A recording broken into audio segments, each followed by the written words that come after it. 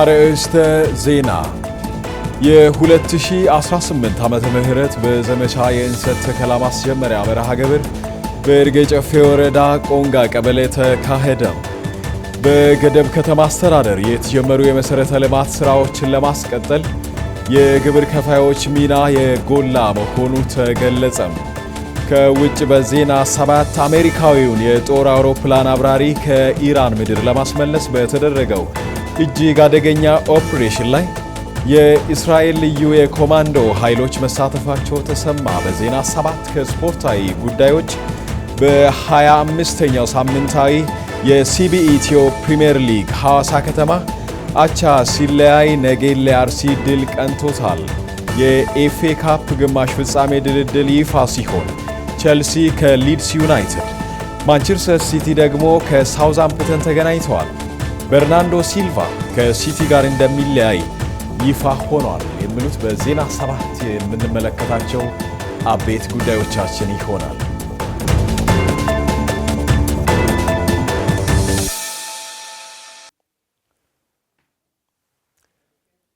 ሰላምን እንሻማ። በያላችሁበት ጤናና ሰላም ለእናንተ ይሁን። ከገዶ ቴሌቪዥን የዜና 7 ወጃችንን አሁን የጠቆምናቸውን ጉዳዮች አበይት አድርገን ወደ እናንተ ይዘን ቀርበናል። ከመላው ስቱዲዮ ባለሙያዎች ጋር በመሆን ዜና 7 ወጃችንን ወደ እናንተ እኔ መስፍን አለሙ አደርሳለሁኝ። በቀዳምነት አጫጭር ጉዳዮችን እነሆ። 39 አባል ሀገራት የሚሳተፉበት የአፍሪካ አደጋ ስጋት አቅም ጉባኤ ከፊታችን ረቡዕ ጀምሮ በአዲስ አበባ ይካሄዳል። 39 አባል ሀገራትና ሌሎች ባለድርሻዎች የሚሳተፉበት የአፍሪካ አደጋ ስጋት አቅም ኤአርሲ ኮፕ 16 ጉባኤ ከፊታችን ረቡዕ ጀምሮ በአዲስ አበባ እንደሚካሄድ ነው የተገለጸው። የአደጋ ስጋት ሥራ አመራር ኮሚሽን ጉባኤው በኢትዮጵያ አስተናጋጅነት ከመጋቢት 30 እስከ ሚያዝያ 1 ቀን 2018 ዓመተ ምህረት እንደሚካሄድ ነው የገለጸው። የኮሚሽኑ ኮሚሽነር አምባሳደር ሽፈራው ተክለ ማርያም ጉባኤውን አስመልክቶ በሰጡት መግለጫም እንዳሉት ኢትዮጵያ በሰብአዊ ድጋፍ ራሷን ለመቻል የምታደርገው ጥረትና የመጣው ውጤት በመድረኩ በተመክሮነት ይቀርባልን ብለዋል። የአፍሪካን ችግር በአፍሪካውያን ለመፍታት ከሚሰራባቸው መስኮች መካከል በሰብአዊ ድጋፍ ራስን መቻል አንዱ መሆኑን ጠቅሰው በመድረኩ መግባባት ለመፍጠር ምክክር ይደረጋልም ነው ያሉት ኮሚሽነሩ።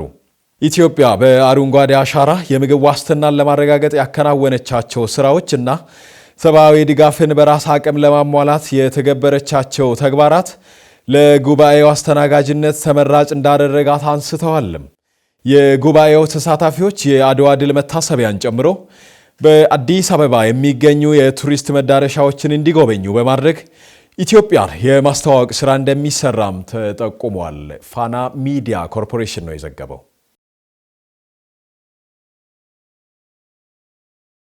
አሜሪካ አሮጌ ኤ10 የጦር አውሮፕላኖችን በኢራን አሰማርታለች።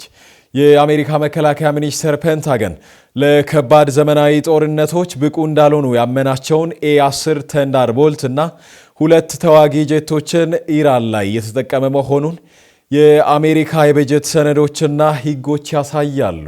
አየር ኃይሉ $423 ሚሊዮን ለመቆጠብ የቀሩትን 162 የኤ10 አሮጌ አውሮፕላኖች በሙሉ ከአገልግሎት ለማስወጣት አቅዶም ነበር። የ2025 የመከላከያ ሕግ ግን የአውሮፕላኖቹን ቁጥር የመቀነስ እቅድ ለጊዜው በማቆም እስከ 2029 ድረስ ሙሉ በሙሉ ከስራ እንደሚወጡ አረጋግጧል። ሆኖም አውሮፕላኖቹ በአሁኑ ወቅት በመካከለኛው ምስራቅ ተሰማርተዋል። ዘ ኒውዮርክ ታይምስ እንደዘገበው አሜሪካ ለኦፕሬሽን ኤፒክ ፉር ዘመቻ የኤ10 ጦር አውሮፕላኖች ስምርቷን በእጥፍ በመጨመር ወደ 30 ቁጥር አሳድጋለች። ስፑትኒክ አፍሪካ ነው የዘገበው።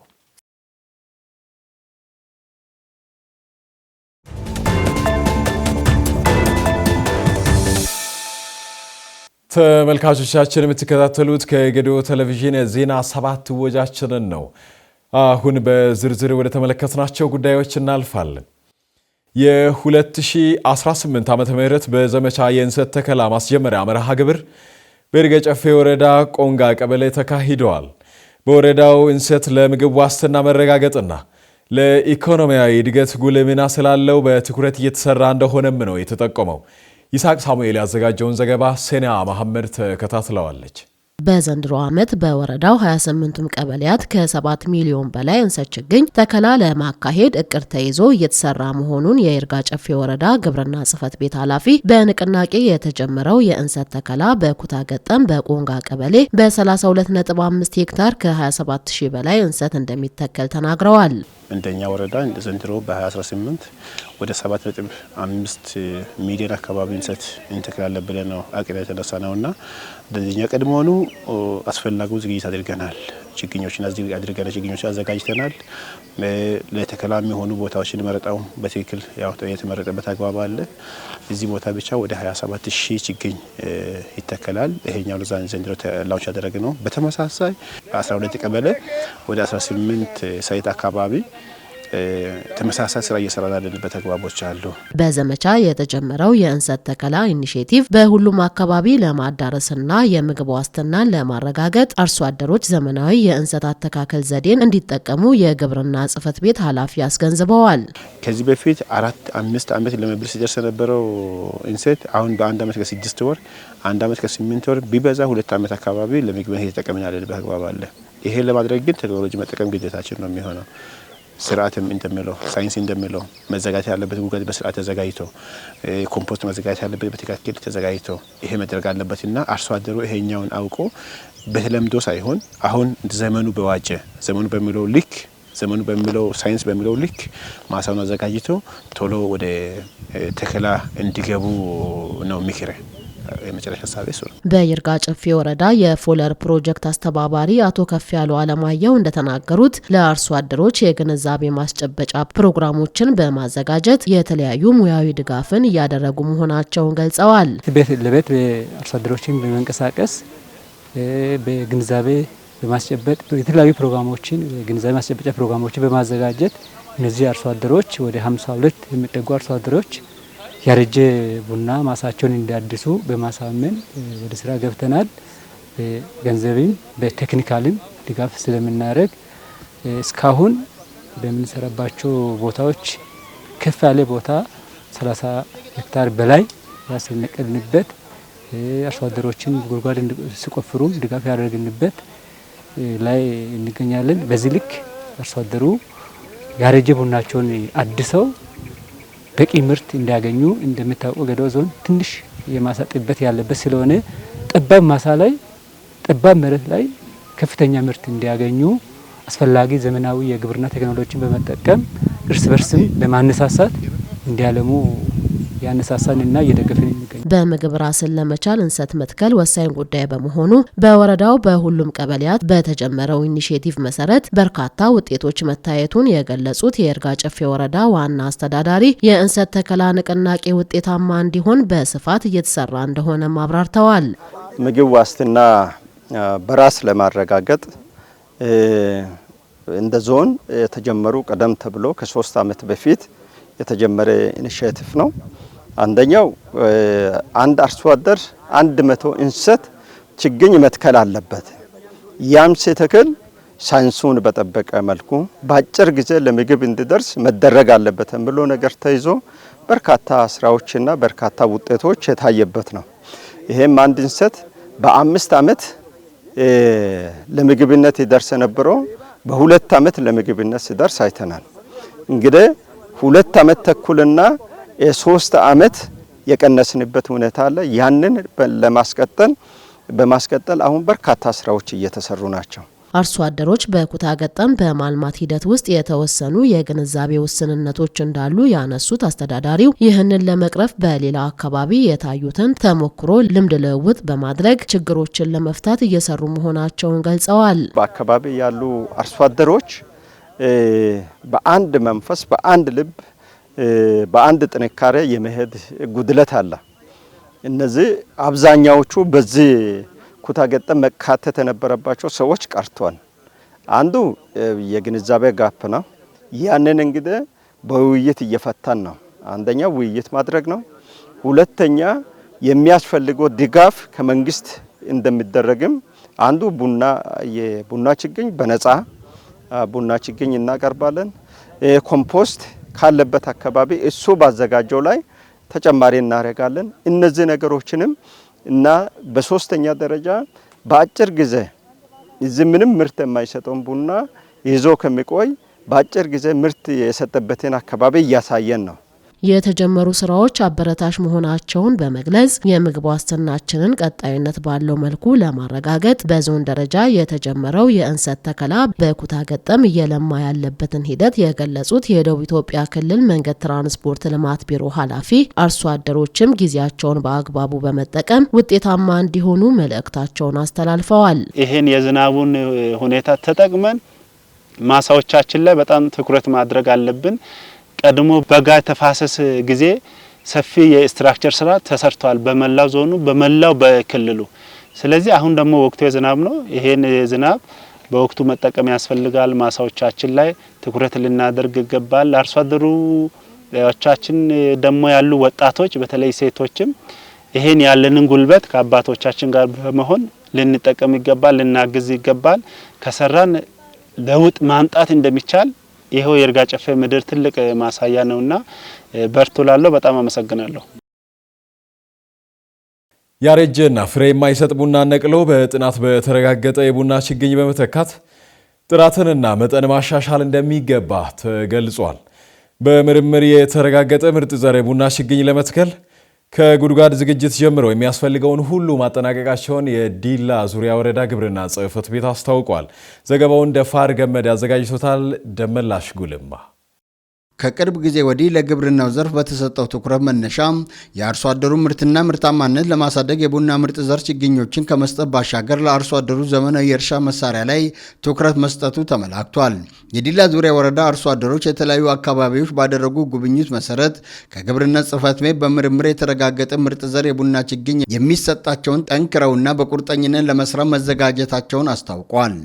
እኔ ብቻም አይደለውም፣ ያው ከህዝብ ጋር ነው። ወደ 41 ሰው 42 ሰው ነው። ከዚህ ሄደናል። ቡናን አይተናል፣ ጎብኝተናል። ቡናውን ገና ወደ ውስጥ ስንገባ ራሱ ቡናው እኛም በቃ ልክ የኛ ቡና መስሎን በጣም ደስ አለን። ከዛ በኋላ ቡናውን እንተክላለን፣ እንስማማለን፣ ለኛም እንዲህ ያለ ቡና ይምጣልን ብለን ያው ፈርመን ወጥተናል። ከፈረምን በኋላ መጥቷል። እነሱ መጥተው ጉድጓድ አስቆፍረው ከኛ ጋር እየተባበሩ ኮምፖስት እያዘጋጁ ይሄንን አሁን ሁሉን ነገር ጉድጓድ ጨርሰን አሁን ጉድጓኑ ለመድፈንና ቡናውን ችግኙን ለማምጣት ብቻ እየተጠባበቅን ነው። የግብርና ዘርፍ ኃላፊዎች በተለያዩ አካባቢዎች የተሰሩ ስራዎችን በማስጎብኘት ልምድ ልውውጥ እንድናደርግ አስችለዋል።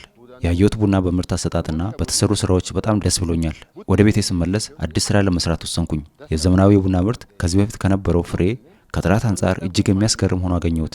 ከዚህ በፊት የነበረውን ያረጀ ቡና በመንቀል 1500 ጉድጓድ አዘጋጅተን አዲሱን የቡና ችግኝ ለመትከል እየጠበቅን እንገኛለን። በወረዳው የግብርና ምርትን ጥራት ለማስጠበቅና የአካባቢውን ስነ ምህዳር ተስማሚ የሆነ የቡና ምርጥ ዘር በማዘጋጀት ለሁሉም አርሶ አደሮች የማዳረስ ስራ እየተሰራ መሆኑን የዘርፉ ባለሙያዎች ይናገራሉ። ለአርሶ አደሮች በተሰጣቸው ግንዛቤ ማስጨበጫ ትምህርት ምርጥ ዘር የቡና ችግኝ ለመትከል ያረጁ ቡናዎችን ነቅለው በአዲስ ለመተካት ቅድመ ዝግጅት ማጠናቀቃቸውን የቡና ዘርፍ ባለሙያ ተናግረዋል። ወደ 13 ቀበሌ ላይ ቡናን በስፋትና ወደ 12ቱ ቀበሌ ቡና አምራች ዳይቨርሲፋይ የሚያደርጉ ስፔሻላይዝድ የሚያደርጉ ቡናን ቀበሌዎች ላይ እየሰራን የምንገኘው። ያው እንደሚታወቀው አብዛኛው ቡና በወረዳችን ላይ ያረጀ ኦልሞስት ከ80 እስከ 85% የሚሆነው ያረጀ ቡና ነውና ያንን ለመለወጥ የ10 ዓመት እቅድ ይዘን እየሰራ እንገኛለን።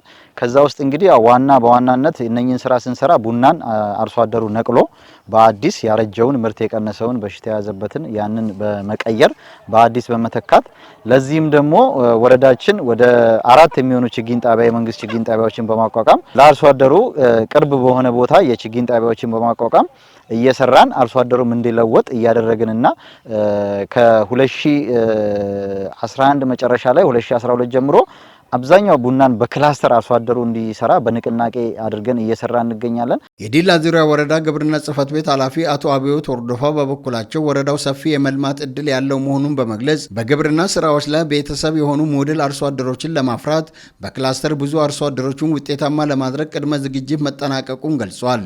በዚህም በወረዳው በቡና ልማት ከዚህ ቀደም ያጋጠመው የቡና በሽታና ከፍሬ መቀጨት መነሻ አርሶ አደሮች ያረጀውንና ፍሬ የማይሰጥ ቡናን እንዲነቅሉ የግንዛቤ ማስጨበጫ ትምህርት ጨምሮ የተለያዩ ድጋፎች በማድረግ አሁን ላይ በጥሩ እንቅስቃሴ ላይ እንደሚገኙም አክለዋል። ወረዳችን ሰፊው ህዝብ አርሶ አደር ነው። አርሶ አደሩ ደግሞ በቴክኖሎጂ የዘመነ መሆን አለበት። አሁን ያላቸው እርሻ በቴክኖሎጂ ማልማት አለበት በሚለው መነሻ አካባቢያችን ደግሞ ስለሚዳሩ በቡና በደንብ የታወቀ ከመሆኑም አንፃር ይህንን ቡና ደግሞ በተለይ ያረጀ ቡና አካባቢ ላይ ያረጀ ቡና ከመሆኑም አንፃር በዚህ ተከታታይ 4 አመት የሰሩ ስራዎች ጥሩ ስራዎች አለ። ለ5 አመት ደግሞ የታቀደው ስትራቴጂክ ፕላን አለ። እሱ አሁን 4ኛ አመት ላይ ደርሰናል። በዚህ አመት ላይ ደግሞ የምንሰራቸው ስራዎችን በደንብ ለይተን እዛ ያለውን የአርሶ አደሩን አቅም እርሻውንም ደግሞ ዘንድሮ ላይ የተዘጋጀ ነው ግብአትም አቅም መነሻ በማድረግ ቡና ላይ እቅድ ጥለን አጠቃላይ ዝግጅቱን ጨርሰን አሁን ለተከላ የተዘጋጀ ነው ጊዜ ነው አሁን ያለ ነው። ከዚህ ጋር ታይዞ በዘንድሮ አመት ላይ ወደ 1.4 ሚሊዮን ችግኝ አዘጋጅተናል። በአርሶ አደርም በወረዳ 5 በሚደርሱ ችግኝ ጣቢያዎችም ጥሩ የተሻሻለ ምርጥ ዝርያ ቡና ተዘጋጅቶ ኦሬዲ በአሁኑ ሰዓት ላይ ከሳምንት በኋላ ወደ ተከላ የሚንገባበትና አጠቃላይ የቡና ተከላ ስራዎች ጉድጓድ ዝግጅት ተዘጋጅቶ አልፎ አሁን ደፈና ተጠናቆ ቀጣይ ላይ ለተከላ የተዘጋጀንበት ሁኔታ ስላለ ከቡና ጋር ያሉ ጉዳዮች በዚህ ነው። አያይዘውም የዘርፉ ምርትና ምርታማነት ለማሳደግ የአርሶ አደሩን ኑሮ ለማሻሻል እንዲሁም የምግብ ዋስትናን ለማረጋገጥ ከ14000 በላይ የአቮካዶ ምርጥ ዘር ማዘጋጀታቸውን አንስተዋል። የግብርና ዘርፍ ከአርሶ አደሮች ጋር በቅርበት የሚሰራ በመሆኑ የዘርፉ ባለሙያዎች አርሶ አደሮች ወቅቱን በአግባቡ እንዲጠቀሙ ትኩረት በመስጠት ትልቅ ሚና እየተወጡ መሆኑን አስረድቷል። ተጨማሪ ደግሞ በቡና ውስጥ የሚሰሩ የተለያዩ ስራዎች አለ። አሁን መሬታችን በጣም እኛ ጋር መሬት እንደው ዝም ብሎ የሚተው አይደለም። እያንዱ መሬት ልማት ላይ ነው የሚውለው። ስለዚህ ቡና ብቻ ተክለናል ብሎ የሚተው አይደለም አርሶ አደር።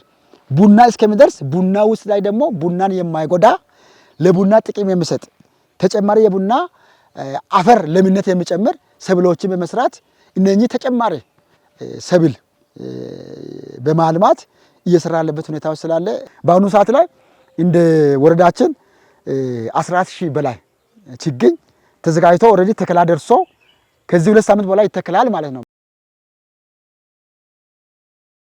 በገደብ ከተማ አስተዳደር የተጀመሩ የመሰረተ ልማት ስራዎችን ለማስቀጠል የግብር ከፋዮች ሚና የጎላ መሆኑ ተገልጿል። በገደብ ከተማ አስተዳደር የሚገኙ ግብር ከፋዮች ግብራቸውን በወቅቱ በመክፈል የዜግነት ግዴታቸውን እየተወጡ መሆናቸውንም ነው የገለጹት። መብራቱ አበበ በከተማ የሚጠየቁ የልማት ጥያቄዎችን ደረጃ በደረጃ ለመመለስ ገቢ አሰባሰብ ላይ ልዩ ትኩረት ሊሰጥ እንደሚገባ፣ ገቢው በአግባቡ ካልተሰበሰበ የህዝቡን የመሰረተ ልማት ጥያቄዎች መመለስ እንደማይቻል ይገለጻል። በገደብ ከተማ አስተዳደር የሚገኙ ግብር ከፋዮች መካከል አቶ ፍቃዱ ጀቦና ተመስገን መኮንን እንደገለጹት ግብራቸውን በወቅቱ በመክፈል በከተማ አስተዳደሩ የተጀመሩ የልማት ስራዎች ዳር እንዲደርስ የበኩላቸውን እየተወጡ መሆናቸው ገልጸዋል። ግብሩን ያው በወቅቱ እኛ እንከፍላለን። ያው ለምሳሌ ደረጃ ሀለታ ከሐምሌ 1 እስከ ጥቅምት 30 ጊዜ ተሰጥቶናል። እሱን ሂሳብ መዝገብ አሰርተን ግብራችንን በወቅቱ እየከፈልን ነው ያለ ነው። ምንም ገጠመን እክል የለም። እስካሁን እየከፈልን ነው ያለ ነው። ግብር የምንገብረው ያው ለልማት ነው። ዞሮ ዞሮ ለእኛ ነው የሚሆነው። አሁን እዚህ ከተማ ላይ ያለው ልማት እያያችሁ ነው። ልማቱ ያው መንገድ ይሰራበታል፣ ውሃ ይሰራል፣ ብዙ ነገር ይሰራል። ስለዚህ የሚሰራው ለመንግስት ሳይሆን ለራሳችን ለግል ስለሆነ ያው ግብሩን በወቅቱ እየከፈልን ነው። እኛም በጣም ደስተኞች ነን። ግብር በጊዜ በማጠናቀቄ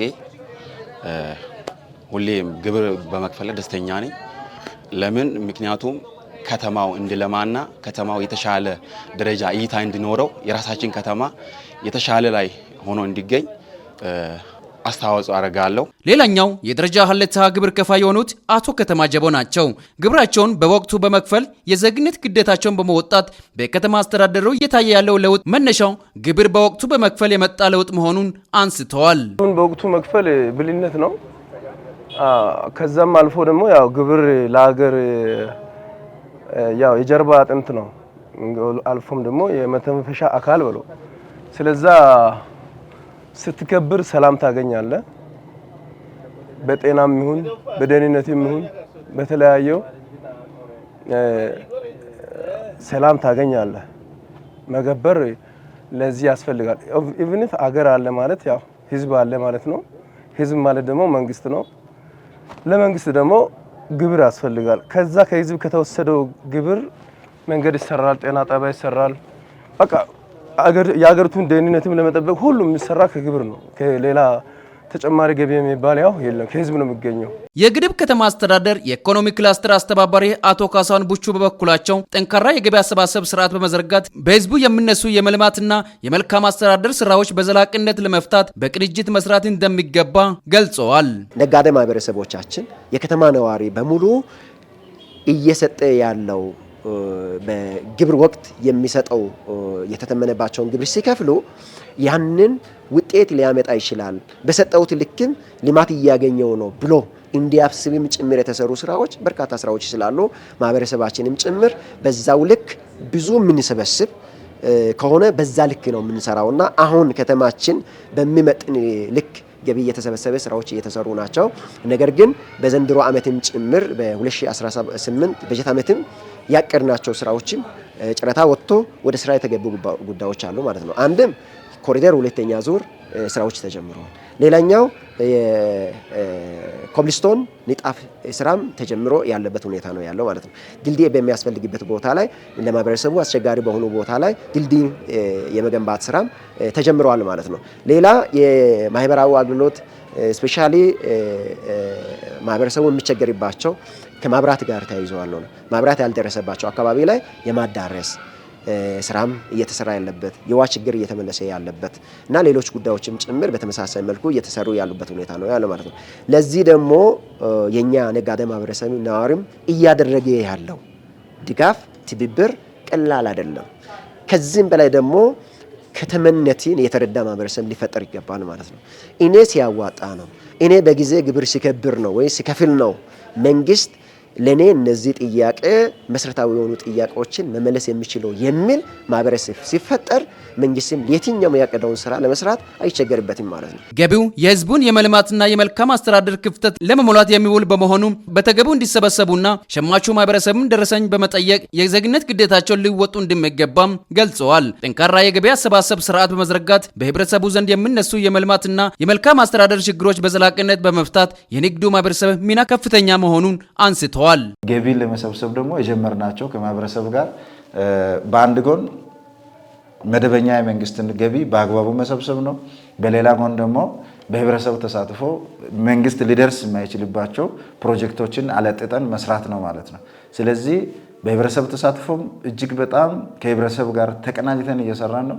በዚህ በመደበኛ ገቢም ደግሞ ራሱን አስችለው በህግና በአሰራሩ መሰረት ገቢ እንዲሰበሰብ እየተደረገ ነው ያለው። ትንሽ እንደኛ ከተማ መታየት ያለበት ነገር ቢኖር አንዱ ደረጃ እድገት ማድረግ ነው። ነጋዴዎች ቢያንስ የገቢ አቅማቸው ከፍ እያለ ሲመጣ የመንግስት ውክልና ወስዶ ደግሞ በቫት እና በቲኦቲ ለመንግስት ገቢ መሰብሰብ አለባቸውና እዛ ላይም ትኩረት ሰጥተን ቀጣይ ላይ እየሰራን ያለንበት ሂደት አለና ገቢ እንግዲህ ከአምና አንጻራዊ ስናየው የተሻለ ሰብስበናል ማለት ይቻላል። የነዳጅ ብክነትን ለመቀነስ ምን አይነት ብልሃት መጠቀም ይመከራል? ከሰሞኑ የተከሰተውን የመካከለኛው ምስራቅ ግጭት ተከትሎ ነዳጅ ገዝተው የሚጠቀሙ ሀገራት ምርቱን እንደ ወትሮ እያገኙ አለመሆኑ ይታወቃል። ይህም ቀደም ሲል ያስገቡትን በቁጠባ እንዲጠቀሙ እንዳስገደዳቸውም ነው የሚገለጸው። ሰኒያ መሐመድ በዚህ ላይ ተጨማሪ አላት። ነገሮች ወደ ነበሩበት እስኪመለሱ ድረስም ሀገራት በአንድ በኩል የአስቸኳይ ጊዜ እርምጃዎችን እየወሰዱ ነው። በሌላ በኩል ደግሞ የረዥም ጊዜ ስትራቴጂዎቻቸውን በመከለስ ዘላቂ መፍትሄ እያማተሩ ይገኛሉ። ስለዚህም ህብረተሰቡ ነዳጅን በቁጠባና ብክነትን በሚቀንስ መልኩ እንዲጠቀሙ ከሚጠቅሙ ተግባራት መካከል የሚከተሉት ተጠቃሽ ናቸው። በህዝብ ትራንስፖርት የመጠቀም ልምድን ማዳበር፣ ለአብነትም ባቡርን፣ አውቶቡስንና ሌሎች የህዝብ ትራንስፖርት አገልግሎቶችን መጠቀም፣ ከነዳጅ ይልቅ ትልልቅ የኤሌክትሪክ መኪናዎችን የመጠቀም ልምድን ማስፋት፣ በነዳጅና በኤሌክትሪክ የሚሰሩ ፕላጊን ሃይብሪድ ተሽከርካሪዎች ነዳጅን በመተው የኤሌክትሪክ ኃይልን ብቻ እንዲጠቀሙ ማስቻል፣ በነዳጅ የሚሰሩትን ወደ ኤሌክትሪክና ተፈጥሮ ጋዝ የመቀየር ስራን ማጠናከር፣ በከተማ ውስጥ የሚደረጉ አጫጭር ጉዞዎችን በእግርና በብስክሌት የማድረግ ባህልን ማሳደግ፣ በነዳጅ የሚሰሩ መኪኖችን የሞተር ዘይት ፊልተርና የጎማ አየር ግፊት በየጊዜው ከመፈተሽ አለመወዘን፣ ወቅታዊ የመኪና ጥገናን ማጠናከርና ኦሪጂናል መለዋወጫዎችን መጠቀም፣ መኪና አቁሞ መጠበቅ የሚያስፈልገው ጉዳይ ሲኖር ሞተሩን ማጥፋት፣ የሞተር ጫና ለመቀነስ ጭነት አለማብዛት፣ እስከ 20 ቶን የሚጭን የጭነት ተሽከርካሪዎች ወደ ኤሌክትሪክ፣ ከ20 ቶን በላይ የሚሆኑ ደግሞ ወደ ተፈጥሮ ጋዝ እና ኤሌክትሪክ እንዲቀየሩ ማድረግ። በሌላ በኩል የንግድና ቀጠናዊ ትስስር ሚኒስቴር በነዳጅ ስርጭትና ግብይት ሂደት ላይ የሚታዩ ህገወጥ ተግባራትን ለመቆጣጠር በክልሎችና ከተማ አስተዳደሮች የተጀመረው የተቀናጀ ዘመቻ መጠነ ሰፊ ውጤት እያስመዘገበ መሆኑን የገለጹ ሲሆን ይህም ተጠናክሮ እንደሚቀጥልም አረጋግጠዋል። ጠቅላይ ሚኒስትር ዶክተር አብይ አህመድ በመካከለኛው ምስራቅ በተፈጠረው ቀውስ የተነሳ ነዳጅ ገዝተው የሚጠቀሙ ሀገሮች እንደ ልብ ለማግኘት መቸገራቸውን አውስተው ችግሩ ተፈቶ ወደ መደበኛው የነዳጅ አቅርቦት ስርዓት እስከምንመለስ ድረስ የነዳጅ አከፋፋዮች፣ ማደያዎችና ተጠቃሚዎች ነዳጅን በቁጠባ ለመሰረታዊ ነገሮች ቅድሚያ በመስጠት በኃላፊነት ስሜት እንዲጠቀሙ ማሳሰባቸው ይታወሳል። ዘገባው የኢትዮጵያ ዜና አገልግሎት ነው።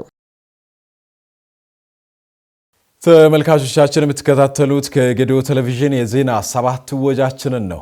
ከመደበኛው የስርጭት ጣቢያችን በተጨማሪ ከጌዲዮ ቴሌቪዥን በሁለቱም ቋንቋዎች ወደ እናንተ የሚደርሱ የተለያዩ ዝግጅቶችን ዘገባዎቻችንን ጨምሮ በተለያዩ ማህበራዊ ሚዲያ አማራጮች በዩቲዩብ፣ ቲክቶክ እና ፌስቡክ በቀላሉ ልታገኙ ትችላላችሁ። ወደ ውጭ ዘገባ እናልፋለን። አሜሪካዊውን የጦር አውሮፕላን አብራሪ ከኢራን ምድር ለማስመለስ በተደረገው እጅግ አደገኛ ኦፕሬሽን ላይ የእስራኤል ልዩ የኮማንዶ ኃይሎች መሳተፋቸው ተሰምቷል።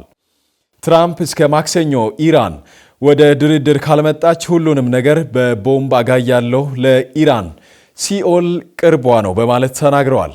ለዓለም አቀፉ የትንታኔ ዘገባ ደመላሽ ጉልማ። ለኢራን ኢንተርናሽናል መረጃ የሰጡት የእስራኤል ምንጮች እንደገለጹት የታወቁት የሻልዳግ እና ሳየር ማትካል የኮማንዶ ክፍሎች በዘመቻው ላይ ቀጥተኛ ተሳትፎ አድርጓል። ይህ 36 ሰዓታት የፈጀው ኦፕሬሽን እጅግ አስቸጋሪ የነበረ ሲሆን በሂደቱም አንድ የአሜሪካ ሄሊኮፕተር ጥቃት ቢሰነዘርባትም በሰላም ወደ ጣቢያው መመለስ መቻሏ ታውቋል። የአሜሪካው ፕሬዝዳንት ዶናልድ ትራምፕ የጠፋው አሜሪካዊ መኮንን በሰላም ከተረፈ ከሰዓታት በኋላ ለእስራኤል ቻናል 12 ቴሌቪዥን በሰጡ ቃለ ምልልስ ኢራናውያን አብራሪውን አግተው በመያዝ የአሜሪካ አዳኝ ኃይሎችን ወደ ወጥመድ እንዲያስገባ እያስገደዱት ሊሆን ይችላል የሚል ከፍተኛ ስጋት አድሮባቸው እንደነበረም ገልጿል። ትራምፕ ለእስራኤል መገናኛ ብዙሃን እንዳብራሩት መኮንኑ ጥብቅ በሆነው የመገናኛ መሳሪያ ላይ እግዚአብሔር መልካም ነው ብሎ መናገሩ አዳኝ ኃይሎቹ በጠላት ተይዞ ይህንን እንዲናገር ተገዶ ሊሆን ይችላል የሚል ጥርጣሬ እንዲያድርባቸው አድርጎ ነበር። ሆኖም ኮሎኔሉ ሃይማኖተኛ ሰው በመሆኑ የራሱን ሀሳብ በነጻነትና በራስ ፍቃድ እየተናገረ መሆኑን የአሜሪካ ኃይሎች ለማረጋገጥ በርካታ ሰዓት ፈጅቶባቸዋል። ፕሬዝዳንቱ በማዳን ዘመቻው ሂደት ላይ እስራኤል መጠነኛ እገዛ ማድረጓን ጠቁመው እስራኤላውያን እጅግ ደፋሮች ናቸው ሲሉም አመስግነዋል። በሁለቱ ሀገራት መካከል ያለውን የጠበቀ ግንኙነትም እንደ ታላቅ ወንድምና ታናሽ ወንድም ነው ሲሉም ገልጸዋል። ከዚህ በተጨማሪም ትራምፕ በመጪው ማክሰኞ ሁሉንም ነገር በቦምብ አጋያለሁ በማለት ያቀረቡት ዛቻም ከመተግበራቸው በፊት አሁንም ከኢራን ጋር ስምምነት ላይ ለመድረስ ይቻላል የሚል እምነት እንዳላቸው በቃለ ምልልሳቸው አክለው ተናግረዋል። የእስራኤል ጠቅላይ ሚኒስትር ቤንያሚን ኔታንያሁ በዘመቻው ስኬት የተሰማቸውን ደስታ ገልጸው ለፕሬዝዳንት ዶናልድ ትራምፕ የእንኳን ደስ አላችሁ መልእክት አስተላልፈዋል። ጠቅላይ ሚኒስትሩ ኦፕሬሽኑን አስደናቂ ስኬት ሲሉ የገለጹ ሲሆን ነፃ ማህበረሰቦች በልበ ሙሉነትና በቁርጠኝነት ሲንቀሳቀሱ የጨለማንና የሽብርን ኃይሎች ድል ማድረግ እንደሚችሉ ማሳያ ነውም ብለዋል። ኔታንያሁ አክለውም ይህንን ኦፕሬሽን ማንንም ወደ ኋላ አለመተው የሚለውን የተቀደሰ ወታደራዊ መርሃ ግብር በተግባር ያረጋገጠ መሆኑን ገልጸዋል። እስራኤልና አሜሪካ ያላቸውን የጠበቀ ወታደራዊና የደህንነት ትብብር በኢራን እምብርት ላይ ያሳዩበት ይህ ክስተት በመካከለኛው ምስራቅ ያለውን ወታደራዊ ሚዛን ዳግም ያመላከተ ሆኗል። አብራሪው በሰላም መመለሱ በአሜሪካ ሕዝብ ዘንድ ትልቅ እፎይታን የፈጠረ ሲሆን የሁለቱ ሀገራት ወታደራዊ ጥምረትም ከመቼውም ጊዜ በላይ መጠናከሩ ተነግሯል። የአሜሪካ F-15 ተዋጊ ጄት በኢራን ተመቶ መውደቁን ተከትሎ የጀቱ ዋና አብራሪና ረዳት አብራሪው በፓራሹት ወርደው ኢራን ውስጥ መሰወራቸውን ተከትሎ ኢራን ፓይለቶቹን ለመያዝ ከፍተኛ አሰሳ ስታደርግ ነበር። አሜሪካ ፓይለቶቿ በኢራን እጅ እንዳይወድቁ የነፍስ አድን ሄሊኮፕተርና ልዩ ኮማንዶ በማሰማራት ከፍተኛ ትንቅንቅ ስታደርግ ቆይታለች። ሁለተኛው አብራሪ በአሜሪካ ወታደራዊ ኃይሎች የማዳን ተልዕኮ በተደረገ ከፍተኛ የተኩስ ልውውጥ እንደተገኘና በአሜሪካ እጅ እንደሚገኝ ሁለት የአሜሪካ ባለስልጣናት ለኤቢሲ ኒውስ አረጋግጧል። የጠፋው አባል መገኘቱን ያረጋገጡ ፕሬዝዳንት ዶናልድ ትራምፕ ኦፕሬሽኑ በአሜሪካ ታሪክ ውስጥ እጅግ ደፋር ከሆኑ የፍለጋና የማዳን ስራዎች መካከል ነው ሲሉም ገልጿል። ፓይለቱን ለማዳን በተደረገው ኦፕሬሽን ኢራን ሁለት የአሜሪካ ጦር ጀቶችንና ሁለት የጦር ሄሊኮፕተሮችን መታመጧን ያስታወቀች ሲሆን አሜሪካ በበኩሏ ሁለት የጦር አውሮፕላኖቿ በኢራን ተመተው መውደቃቸውን ገልጻ የጦር አውሮፕላኑ ስብርባሪዎች በኢራን እጅ እንዳይገባ በራሷ በአሜሪካ ሙሉ በሙሉ እንዲወድም መደረጉንም ገልጻለች። ለትራምፕ ቅርብ እንደሆነ የሚነገርለት ፎክስ ኒውስ እንደዘገበው ከ50 በላይ የሚሆኑ የኢራን ወታደራዊ መሪዎች አሜሪካ በፈጸመችው የአየር ጥቃት መሞታቸውንም ዘግበዋል። ፕሬዝዳንት ትራምፕ ኢራን በ24 ሰዓታት ውስጥ ስምምነት ካላደረገች ወይም የሆርሙዝ ሰርጥን ካልከፈተች ሲኦል ይወርድባታል ሲሉም አስጠንቅቋል። ፓይለቱ በኢራን እጅ ቢገባ የሚደርሰውን የሞራል ውድቀት ለመቀልበስ የተሰራው ኦፕሬሽን አሜሪካ በርካታ ወታደሮቿንና በርካታ የጦር ጀቶቿንም ያስከፈላት ነበር። ወደ ቦታው እየተጓዙ ካሉ የጦር ጀቶች ኢራን ሁለት ሲ-130 የጦር ጀቶችን የመታች ሲሆን የወደቁት የጦር አውሮፕላኖች ኢራን እጅ እንዳይገቡ አሜሪካ የራሷን ጦር አውሮፕላኖች አውድማቸው ወደ አመድነት ቀይራቸዋለች። የአየር የበላይነት የነበራት አሜሪካ ፓይለቱን ይዛ በበርካታ ጦር ጀቶች አጅባ መመለስ ችላለች። ኢራን በተቻላት የጦር ጀቶችን ለመጣል ከፍተኛ ትንቅንቅም አድርጋ ነበር። ይህ ዘመቻ የአሜሪካን ተልዕኮ የማሳካት አቅም ያሳየ ሲሆን የኢራንን ከፍተኛ የማውደም አቅምም አረጋግጧል። ኢራን መሬትን መቃኘት የሚችሉ ከፍተኛ የድሮንና ሌሎች የሰርቪላንስ ቴክኖሎጂዎች ድክመት ያለባት መሆኑን ፍንትው አድርጎ ያሳየ ነው። ትራምፕ የኢራን ጦርነት በሳምንታት ውስጥ ሳይሆን በቀናት ውስጥ ይጠናቀቃል፣ ይህ ካልሆነ ያለምንም ገደብ ሙሉ ለሙሉ ኢራንን አወድማለሁ ብለዋል። ኢራን ስምምነት እንድትፈጽምና ሆርሙዝን እንድትከፍት የተሰጣ ቀነ ገደብ በምስራቃውያን አቆጣጠር ማክሰኞ 8 ሰዓት ላይ የሚያበቃ ይሆናል።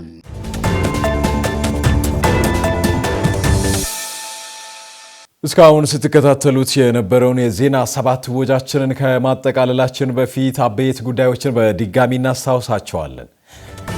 የ2018 ዓመተ ምህረት በዘመቻ የእንሰት ተከላ ማስጀመሪያ መርሃ ግብር በይርጋ ጨፌ ወረዳ ቆንጋ ቀበሌ ተካሂደዋል። በገደብ ከተማ አስተዳደር የተጀመሩ የመሰረተ ልማት ስራዎች ለማስቀጠል የግብር ከፋዮች ሚና የጎላ መሆኑ ተገለጸ። ከውጭ በዜና 7 አሜሪካዊውን የጦር አውሮፕላን አብራሪ ከኢራን ምድር ለማስመለስ በተደረገው እጅግ አደገኛ ኦፕሬሽን ላይ የእስራኤል ልዩ የኮማንዶ ኃይሎች መሳተፋቸው ተሰምተዋል። የሚሉት ስፖርትን ጨምሮ በዜና 7 ወጃችን የተመለከትናቸው አበይት ጉዳዮቻችን ሲሆኑ የዜና 7 ወጃችን በዚሁ የሚያበቃ ሲሆን ከመላው ስቱዲዮ ባለሙያዎች ጋር በመሆን እኔ መስፍን አለሙ ዜና 7 ወጃችን ወደ እናንተ ሳደርስ ቆይታ አድርጌያለሁ። ከገዶ ቴሌቪዥን በሁለቱም ቋንቋዎች ወደ እናንተ የሚደርሱ የተለያዩ ዝግጅቶች አሁንም ወደ እናንተ መድረሳቸውን ይቀጥላሉ። በእኔ በኩል ዜና 7 በዚሁ ያበቃል። ሰላምን እንሻማ። በያላችሁበት ጤናና ሰላም ለእናንተ ይሁን። ሰናይ ጊዜ